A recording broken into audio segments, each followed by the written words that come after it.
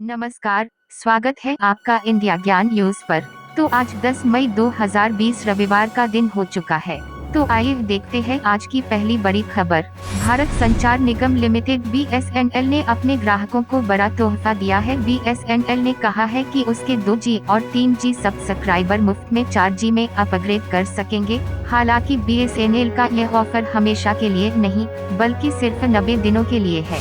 केंद्रीय मानव संसाधन विकास मंत्री रमेश पोखरियाल निशंक का कहना है कि CBSE की 10वीं और 12वीं कक्षाओं की कॉपियों का मूल्यांकन कार्य कल यानी 10 मई से शुरू होगा। उन्होंने कहा कि CBSE की 1.5 करोड़ कॉपियों का मूल्यांकन कार्य रविवार से शुरू किया जाएगा। HRD मंत्री ने बताया कि CBSE की 173 विषयों की जो परीक्षाएं हो चुकी हैं, उनके उत्तर पुस्तिकाओं का मूल्यांकन कार्य 10 मई से शुरू किया जाएगा।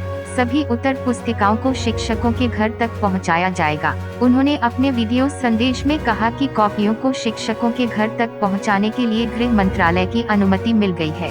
देश में कोरोना वायरस के मामलों में लगातार बढ़ रहे हैं। अब इसका असर सुरक्षा बलों पर भी देखने को मिल रहा है। पिछले 24 घंटे में दिल्ली मेट्रो की सुरक्षा में तैनात रहे CISF के 10 और जवान कोरोना संक्रमित हो गए हैं। इसी के साथ मेट्रो में तैनात संक्रमित जवानों की संख्या अब 21 हो गई है, जबकि दिल्ली एयरपोर्ट पर तैनात 3 जवान पहले से संक्रमित हैं।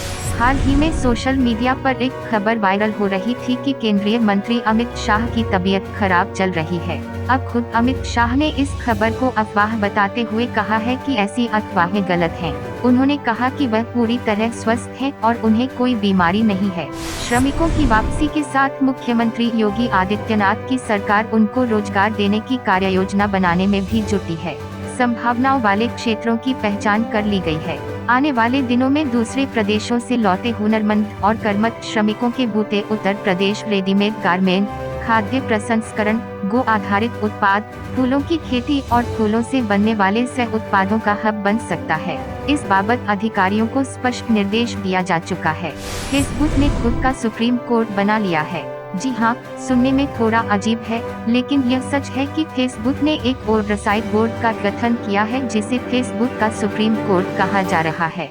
फेसबुक का यह बोर्ड फ्रीडम ऑफ एक्सप्रेशन और ह्यूमन राइट्स के आधार पर फैसले करेगा। साथ ही आपत्तिजनक कंटेंट को लेकर तुरंत फैसला सुनाएगा। प्रवर्तन निदेशालय ED ने शनिवार को कहा कि उसने कांग्रेस पार्टी की ओर से प्रवर्तित एसोसिएटेड जर्नल्स लिमिटेड (एजेल) और कांग्रेस पार्टी के नेता मोतीलाल वोरा की 16.38 करोड़ रुपए की संपत्ति कुर्क करने का आदेश जारी किया है। एजेंसी ने कहा कि यह कार्यवाही मनी लॉन्ड्रिंग मामले में की गई है। यह कांग्रेस पार्टी के लिए किसी झटके से कम नहीं है। छत्तीसगढ़ के पूर्व मुख्यमंत्री अजीत जोगी की तबीयत बिगड़ने के बाद उन्हें शनिवार को अस्पताल में भर्ती कराया गया है। बताया जा रहा है कि पूर्व CM जोगी को दिल का दौरा पड़ा है।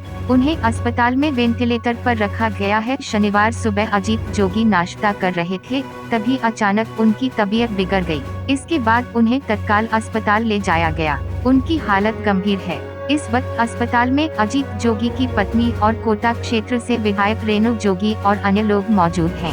कोरोना वायरस की वजह से पूरे देश में जारी लॉकडाउन के चलते देश के विभिन्न हिस्सों में फंसे पश्चिम बंगाल के 30,000 से ज्यादा लोगों को वापस लाने के लिए राज्य की तृणमूल कांग्रेस TMC सरकार विशेष ट्रेन चलाने की तैयारी कर रही है।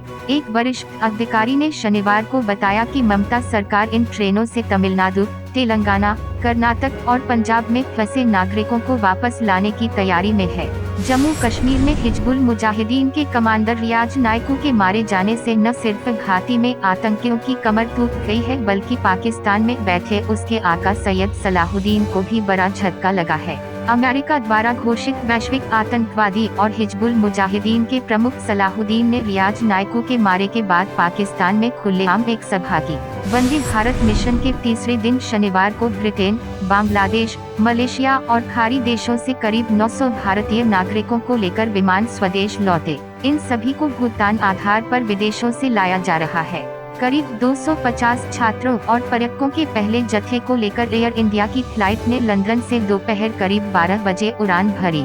यात्रियों को विमान में बैठाने से पहले स्क्रीनिंग की गई। लॉकडाउन के कारण देश के कई राज्यों में फंसे प्रवासी मजदूरों को वापस घर छोड़ने के लिए रेलवे ने 1 मई से अब तक 302 श्रमिक स्पेशल ट्रेनों का परिचालन किया है। रेलवे के अधिकारी ने कहा कि इस दौरान 3 लाख से अधिक प्रवासी मजदूरों को इन ट्रेनों में ले जाया गया है। महाराष्ट्र में विधान परिषद चुनाव के लिए कांग्रेस ने भी भाजपा की तरह अपने दिग्गजों को झटका देते हुए एक नए चेहरे को उम्मीदवारी दी है, मगर दूसरी सीट पर उम्मीदवार नहीं उतारा है। इससे मुख्यमंत्री उद्धव ठाकरे के निर्विरोध चुने जाने का रास्ता साफ हो गया है। वहीं लगभग यह भी तय हो गया है कि शिवसेना, कांग्रेस और एनसीपी को 2 तथा विपक्षी दल भाजपा के 4 सदस्य विधान परिषद के लिए चुने जा सकते हैं। आपसे एक छोटी सी रिक्वेस्ट है, अगर आपको हमारी यह वीडियो अच्छी लगे तो प्लीज लाइक करें, शेयर करें और हमारे चैनल को सब्सक्राइब करके बेल आइकॉन जरूर दबाएं। आपका लाइक और शेयर ही हमारी मेहनत का फल है।